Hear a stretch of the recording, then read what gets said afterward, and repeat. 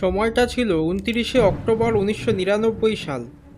ওই সময় আধুনিক স্যাটেলাইট ও আগাম সতর্কতা ব্যবস্থা আজকের মতো উন্নত ছিল না।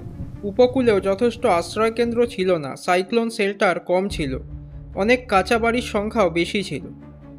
এবার এমন অবস্থায় ক্যাটাগরি 5-এর সমতুল্য প্রায় 260 থেকে 270 কিমি/আওয়ার গতিবেগে যদি একটি সুপার সাইক্লোন আছড়ে পড়ে, তাহলে তার ক্ষয়ক্ষতি কল্পনা করলেও গা শিউরে ওঠে।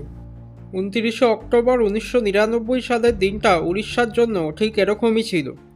প্রায় 20 থেকে 25 ফুট উঁচু ঢেউ হয়ে সমুদ্রের জল উপকূলে আছড়ে পড়ে, হাজার হাজার গ্রাম সম্পূর্ণ ডুবে যায়। উপকূলীয় অঞ্চলগুলোতে কয়েক কিলোমিটার ভেতরে পর্যন্ত জল ঢুকে যায়। ঘর বাড়ি, গাছপালা, বিদ্যুতের খুঁটি সব উড়ে যায়। বহু দিন ধরে ভারী বর্ষণ চলে, নদীগুলো প্লাবিত হয়, বন্যা পরিস্থিতি তৈরি হয়। প্রায় 20 লক্ষেরও বেশি বাড়িঘর ক্ষতিগ্রস্ত হয়েছিল। প্রভাবিত মানুষের সংখ্যা ছিল প্রায় 1.5 থেকে 2 কোটি। এখানে একটা বিষয় হচ্ছে, এই ঝড়ের সময় বায়ুচাপ পৌঁছেছিল 912 হেক্টোপাস্কালে। নর্মালি মাথার উপর যে বায়ুচাপ সেটি থাকে 1012 হেক্টোপাস্কাল।